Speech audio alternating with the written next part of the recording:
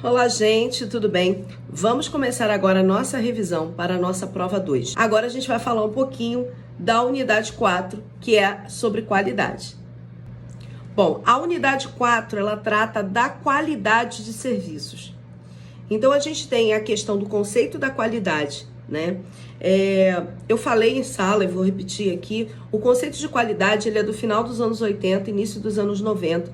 Dois autores de relevância escreveram e começaram a escrever sobre essa área. Primeiro o Deming, em 1990, e depois o Duran, em 1992. E o que a gente tem de teoria de qualidade são desses dois autores. São autores que escreveram para qualidade, não apenas para serviços, mas também para produtos. E a gente utiliza os conceitos do Duran e do Deming ainda hoje em relação à qualidade, né? Então, o primeiro conceito que a gente tem, que é do Deming, que ele fala que a qualidade começa com a intenção. E a intenção vem sempre do dirigente. Então, é o dono do negócio que determina se o negócio dele vai ter qualidade ou não vai ter qualidade. Ou seja, não adianta os funcionários darem o seu melhor, se empenharem, se os donos, se os dirigentes, se os gerentes não estiverem focados desde o começo a criar um serviço que tenha qualidade. Né? O Duran, ele fala que qualidade é adequação ao uso. E aí eu acho que esse conceito é talvez o melhor de todos. Porque qualidade não tem a ver com investir muito dinheiro em muita tecnologia. Até porque hoje a gente vive um momento muito tecnológico. Às vezes você tem o melhor maquinário na sua prestadora de serviços, o melhor equipamento na sua clínica de estética, a melhor máquina de bronzeamento artificial, os melhores produtos, as melhores matérias-primas, e ainda assim o seu serviço não tem qualidade. Por quê? Porque não necessariamente você conseguiu adequar esse maquinário, essa tecnologia, essa matéria-prima ao uso correto. Então, muitas vezes você tem um bom material, mas você não tem uma boa equipe de recursos humanos bem treinada, que sabe como adequar aquilo da forma correta, que se organiza da maneira correta, que atende o cliente da maneira correta. Então, não adianta a sua qualidade, a sua tecnologia ser tão grande se no final ela não está adequada ao uso. E eu sempre brinco que quando a gente fala de tecnologia, né, de qualidade de tecnologia, a gente está falando tecnologia é o meio que você utiliza para fazer uma tarefa X.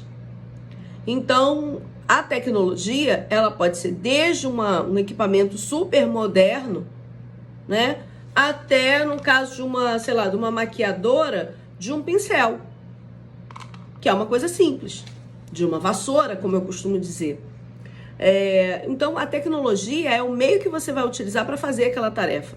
Certamente existem vários meios para fazer uma mesma tarefa, mas você vai usar aquela que tenha mais a ver e que vai te trazer melhores resultados. Então, qualidade é adequação ao uso, é o uso da tecnologia correta para você chegar onde você pretende chegar, geralmente ao menor custo possível, né? Essa é a lógica que as empresas organizam e executam para conseguir terem melhores lucros e maiores resultados.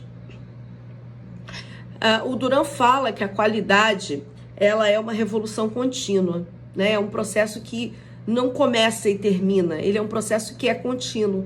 Você trabalha a qualidade hoje, você trabalha a qualidade amanhã, você trabalha daqui a 10 anos, você nunca termina de trabalhar a qualidade. A qualidade é um processo que cumpre, né, diversas tarefas, né?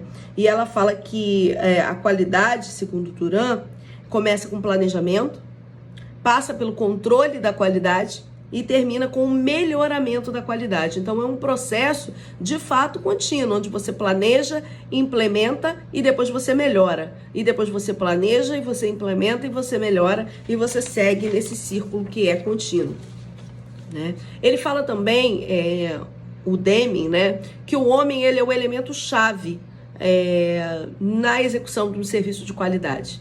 Por quê? Porque ele tem sabedoria e competência.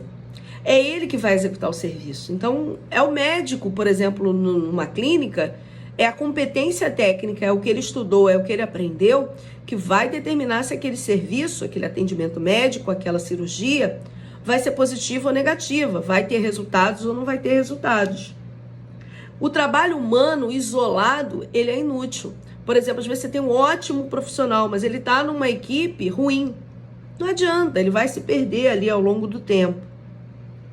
O trabalho precisa sempre ser executado em equipe e com conhecimento. Uma das coisas também que o material fala é que o serviço de qualidade tem que estar apoiado em confiabilidade. Então as pessoas precisam confiar na tua marca, no teu serviço. Precisam estar apoiados em surpresa, né? De você trazer aquilo que a gente chama de encantamento para o cliente, na capacidade de recuperação e na questão da integridade. A recuperação é quando você faz alguma coisa equivocada, sua capacidade de ir lá falar, não, erramos e vamos continuar.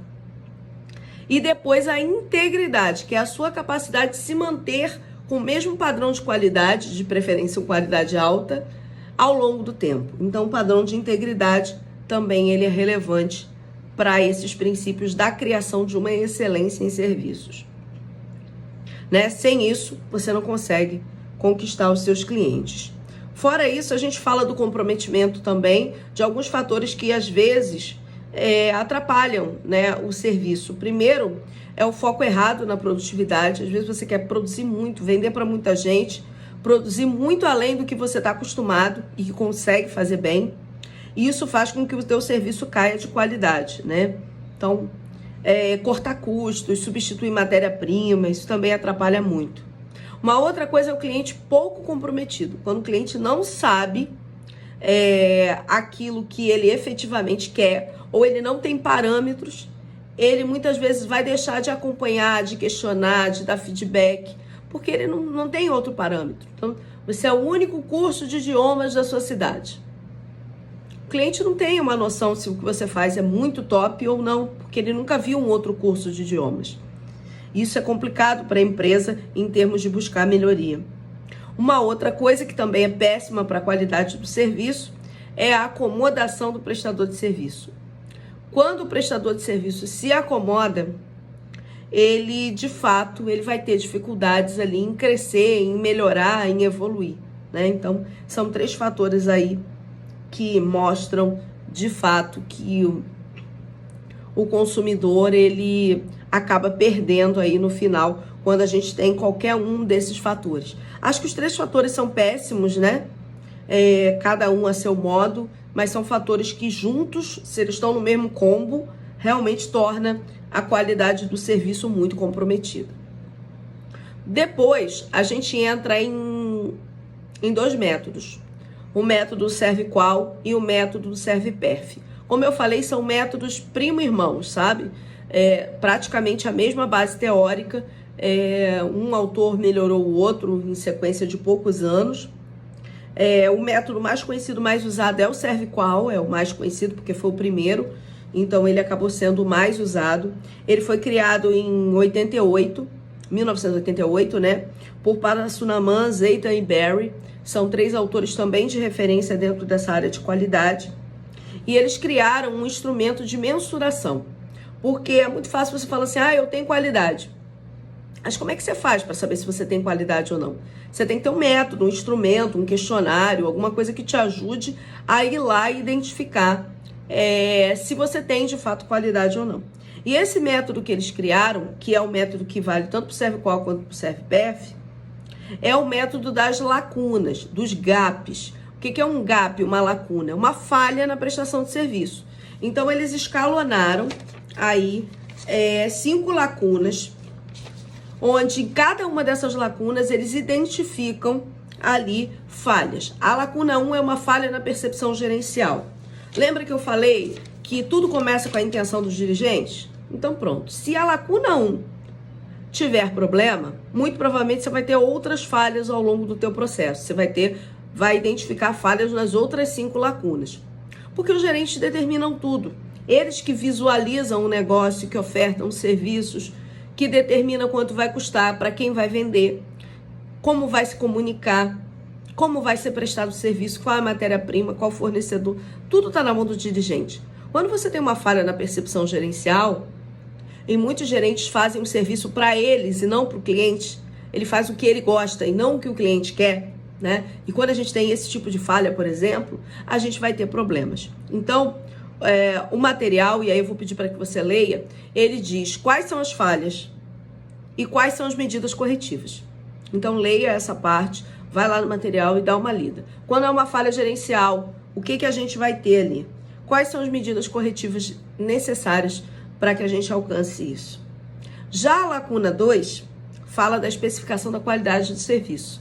Quando você não especifica como vai prestar o serviço, ou quando a coisa fica muito vaga, fala para a pessoa, senta ali e corta o cabelo dela, e não diz como, por quê, quando, que equipamento você vai usar, de que forma você vai cortar, né? Você não especifica o serviço, você só diz, faz. O cara vai fazer de acordo com aquilo que ele acha que tem que fazer, com os equipamentos que ele conhece, da forma como ele aprendeu. Então, quando você não tem especificado como ali na tua empresa ele vai fritar a batata, por exemplo, faz uma batata frita. O cara pode fazer palito, pode fazer canoa, o cara pode fazer chips, o cara pode fazer de N formas. Eu não disse como eu queria que ele fritasse a batata? Então, a lacuna 2 é quando você não especifica corretamente o que você quer, como você quer, né? Então, é importante também que a gente entenda. Toda a questão do serviço, ela precisa ser especificada, escrita claramente, né, formalizada. Então, quando a gente tem uma falha nessa lacuna, uma lacuna nessa especificação do serviço, óbvio que no final o serviço pode não ter a qualidade esperada. Leia também sobre as medidas corretivas da lacuna 2. Na lacuna 3, a gente tem a falha da prestação de serviço, que é a falha na execução propriamente dita. Você pede alguém para fritar uma batata, como eu falei na lacuna anterior, e o cara chega lá e a batata tá cheia de gordura, tá crua por dentro, tá queimada, enfim. Ele executou errado. Ele até talvez sabia o que era para fazer, mas executou errado. Muitas das vezes a gente tem falhas na prestação de serviço propriamente dita, né? Você tem lá tudo especificado, mas você erra. Então, é importante que você também entenda como deve se comportar quando existir esse tipo de problema na sua organização. Então, como eu disse, vá lá no material e dá uma lidinha nessa parte das medidas corretivas. Por fim não, lacuna 4. Lacuna 4 é um gap, uma falha, um mal entendido na comunicação com o cliente, né? Muitas vezes você se comunica com o cliente de maneira equivocada, né? A gente diz também que essa lacuna 4 é uma lacuna de marketing, de falha de marketing. Quando você faz uma comunicação que não está muito clara, um post que não está muito claro, um stories que não está muito claro, uma propaganda que não está muito clara, que deixa dúvida, que está incompleta, que faz o cliente pensar que é uma coisa, mas na verdade é outra, seja por equívoco, seja por má fé, né? Porque também muitas empresas fazem esse tipo de coisa por má fé, para esconder alguma coisa. Então, quando você tem esse tipo de comunicação falha com o seu mercado consumidor, você vai ter ações aí que precisam ser contornadas do ponto de vista do departamento de marketing da sua organização. Então, vai lá no material e dá uma lidinha nas medidas corretivas quando acontece essa falha número 4. E por fim, a falha número 5, a lacuna número 5, que é uma falha na percepção do cliente. Quando você tem várias falhas ao longo do processo, na falha 1, na 2, na 3, na 4, e tantas outras falhas que às vezes a organização tem que nem estão listadas aqui, é comum que o cliente no final se confunda. Ele não sabe exatamente o que ele comprou às vezes. Quantas vezes você contratou um serviço e não sabia muito bem o que vinha nele? Você comprou um pacote, mas não sabia muito bem o que tinha dentro daquele pacote, porque não era muito claro, ou tinha muita informação, te confundia. Então, quando você tem um serviço que os gerentes não indicaram, não definiram corretamente, a comunicação não foi boa, né? A empresa não descreveu muito bem, enfim, foi gerando erro atrás de erro, lacuna atrás de lacuna, óbvio que no final o cliente vai tender a não saber exatamente o que ele comprou e o que ele deve esperar. Então, de fato, o cliente vai ter uma falha nessa percepção. E a culpa, às vezes, fala, o cliente não presta atenção. Óbvio, muitas vezes ele não presta atenção. Mas, muitas vezes, a informação que é passada a ele leva ele a esse erro. Então, a falha na percepção do cliente, que é a lacuna 5, ela é uma decorrência, sim, de outros erros que a organização cometeu. Então, te peço que você volte lá e faça a leitura dessa parte toda. Depois a gente tem uma breve explicação aqui sobre a ServPerf, que, como eu disse, é um modelo muito similar à ServQual, né? E foi baseado no modelo ServQual, foi criado em 92 por Cronin Taylor como uma melhoria do modelo, né? Mas ainda vou dizer a vocês, o modelo mais usado é o ServQual, não é o ServPerf, né? Mas eles falam de uma dessas coisas que eles apontam que o modelo seria uma elaboração, né? Ele fala que o modelo deles é mais sensível para analisar as variáveis de qualidade. Então, o formulário que eles propõem é um formulário mais específico, né? E ele diz que tem mais a ver com a satisfação do que com a intenção de compra. Porque enquanto que o modelo ServQual tem a ver com intenção de compra, o dele está mais voltado para a questão da satisfação da qualidade, né? Então, é um modelo que não tem muita história da expectativa. Não adianta o que você queria, o importante é o que aconteceu de fato. Então, de fato, é um modelo mais realístico, digamos assim, de fato daquilo que você entrega e não das suas intenções. Não adianta aquela história, né, de boas intenções, né? Então, só você ter uma boa intenção não adianta. Importa o que você entregou de fato ali. Então, o modelo ServPerf, ele é mais realista, de fato, naquilo que é de fato entregue, não o que você sonhava em entregar para o cliente. Se vocês tiverem interesse, existem livros desses dois autores que têm os formulários para que vocês possam aplicar nas organizações de vocês e ensina como aplicar. Então, é isso. Essa é a unidade 4. Como eu falei, essa parte da ServQual e da ServPerf, eu coloquei disponível um outro vídeo na época da aula, que eu explico com bastante profundidade essa parte. Então, se você perdeu, procura lá no Siga A, no grupo também tem o link, e você assiste de novo para tirar as dúvidas que você tiver. E agora, a gente vai falar da parte 5. A unidade 5, ela trata das políticas de marketing de serviços. E ela começa falando sobre o composto de serviços. E aí, antes disso, eu vou fazer um parênteses aqui, porque nem todo mundo é da administração.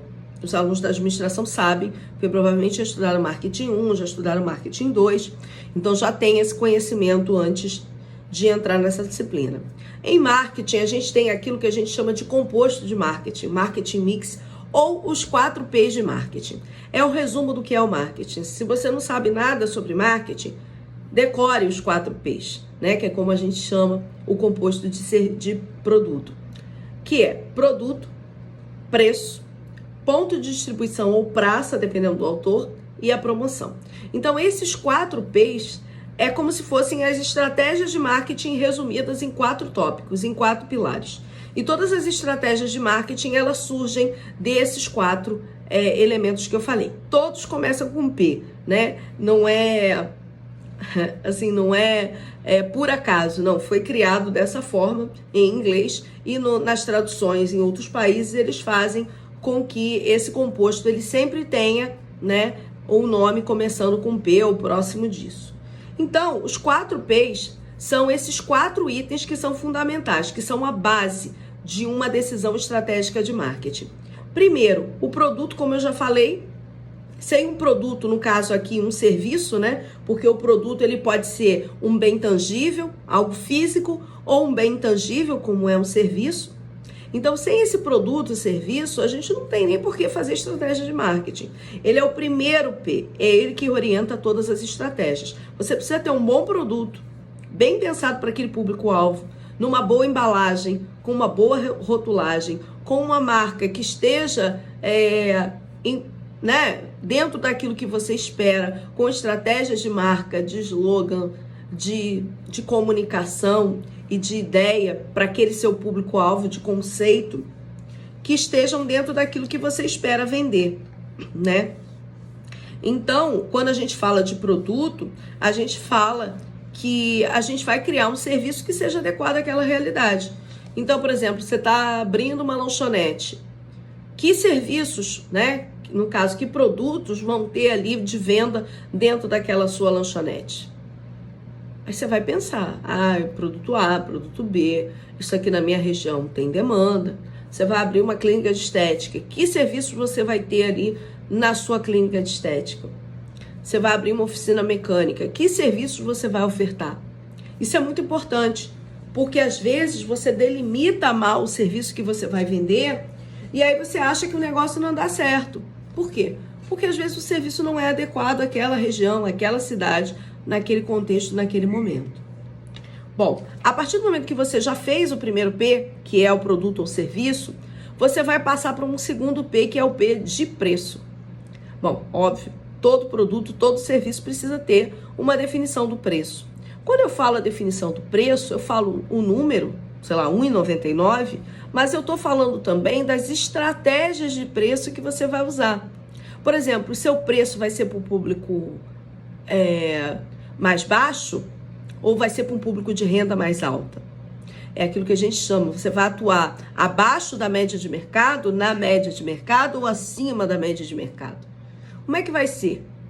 A sua lanchonete que você vai abrir, ela vai ser mais barata que os seus concorrentes?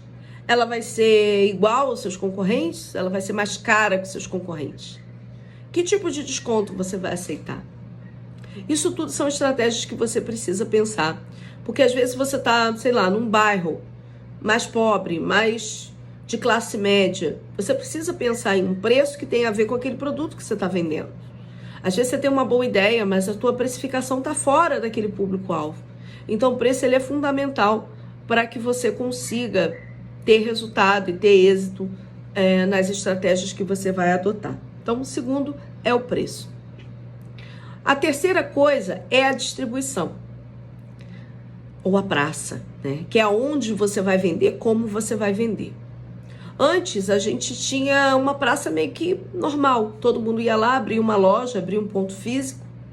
E aí você tinha que escolher, óbvio, qual é a localização desse ponto físico, que também não é um processo fácil. Você tem uma série de estudos para você escolher, por exemplo, qual é o local mais adequado para uma loja X, Y, Z.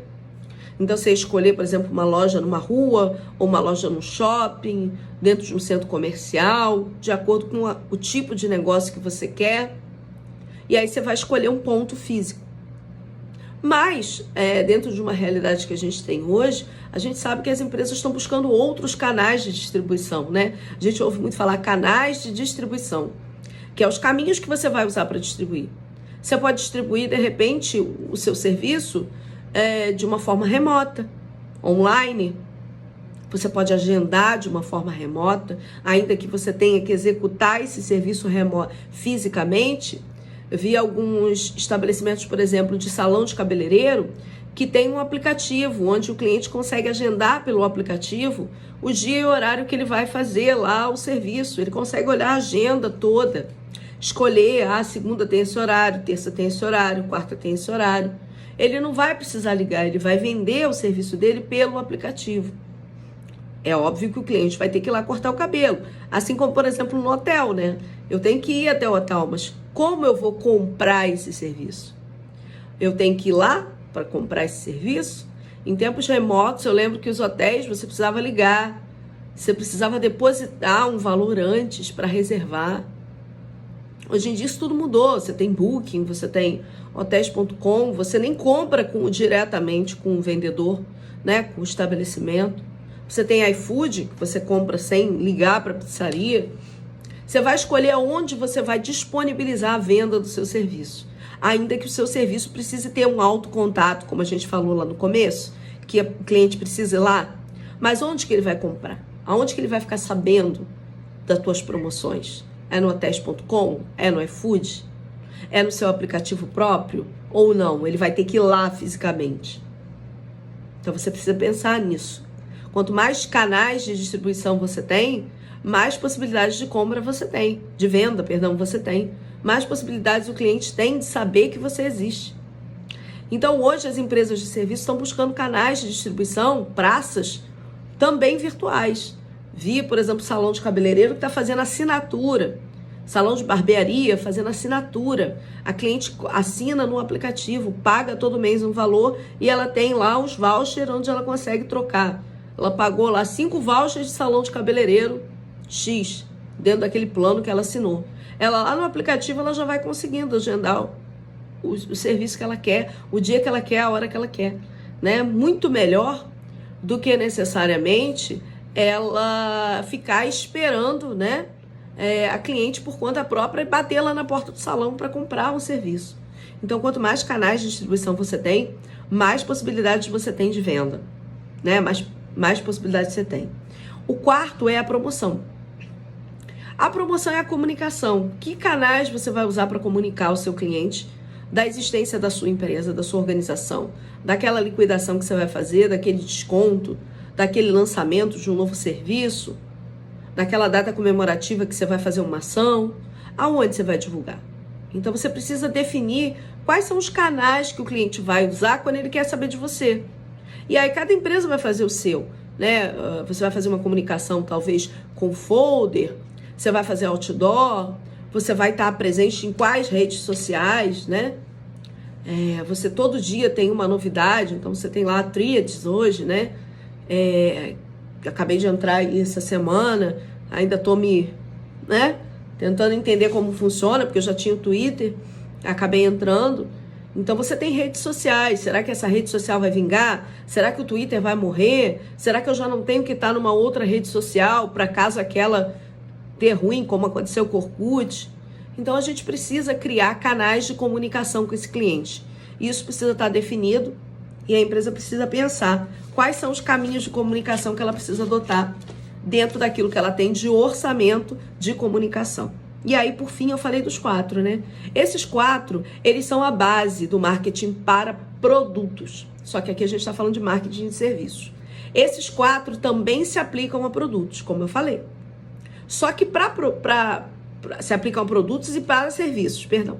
Só que para o marketing de serviços, a gente tem um acréscimo de mais 3 P's, para poder dar mais amplitude estratégica além de um produto. Por quê? Porque os serviços têm suas particularidades, né? Gerir marketing para serviços tem suas particularidades. E aí a gente agrega mais 3 P's além daqueles 4. Então, de 4 passam a ser 7. Então, quantos P's a gente tem para marketing de produto? 4.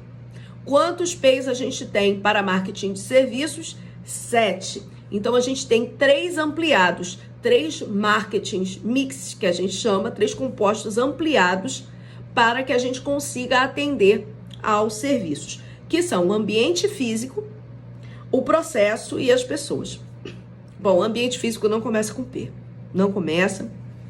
Alguns autores chamam de evidências físicas, tá? Também tá correto. Porque, na verdade, o termo correto em inglês é physical, com PH, né? Physical com PH.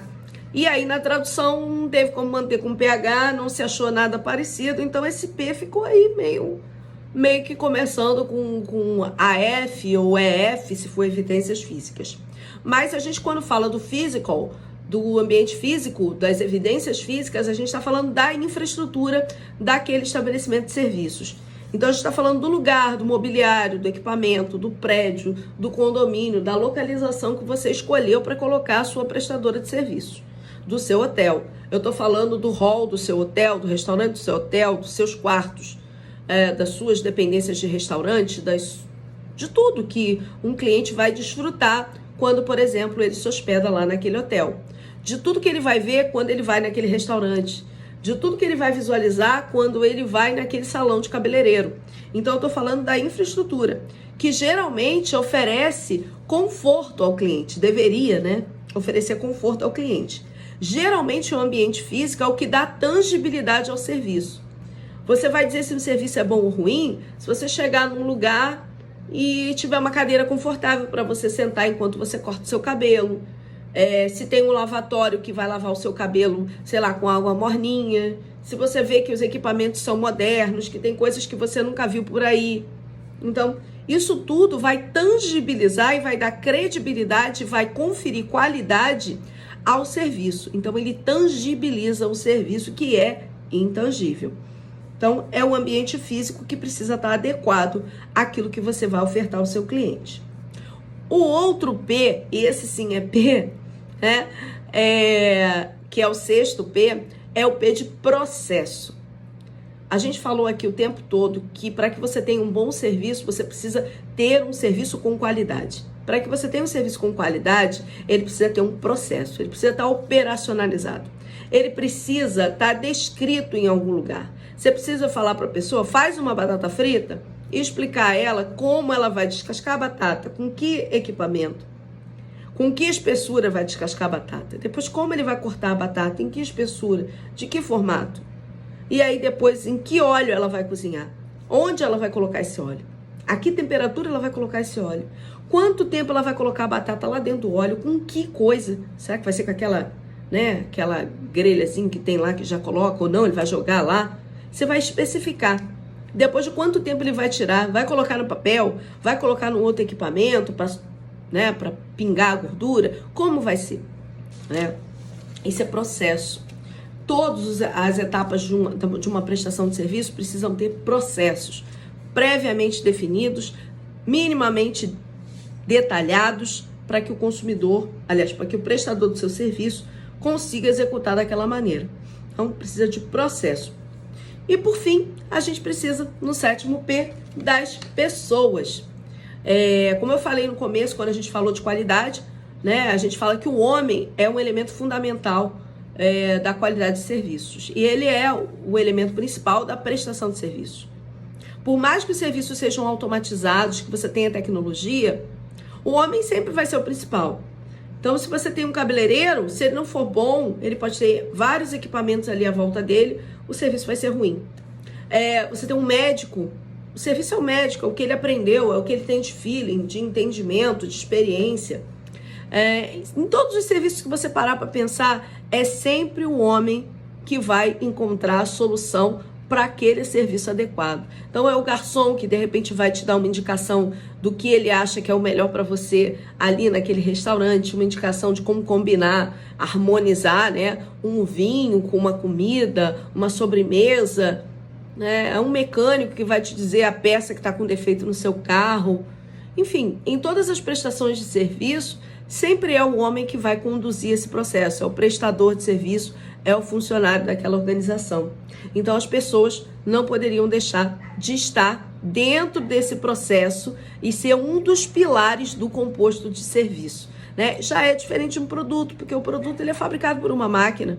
Tudo hoje é muito industrializado. Então, para o marketing de produtos, 4 P's são suficientes. Mas para o marketing de serviço, eu preciso de mais 3, tá? Além desses 4 aqui, esses 3. Então, produto, preço, ponto de distribuição ou praça, promoção, ambiente físico ou evidências físicas, tanto faz, mas não começa com P, tá? Porque vem de physical com PH, processos e, por fim, pessoas. São esses 7 elementos combinados que formam esse composto de marketing. Espero que eu tenha conseguido tirar suas dúvidas. Leia o material, tá? Se tiver dúvida, assiste de novo.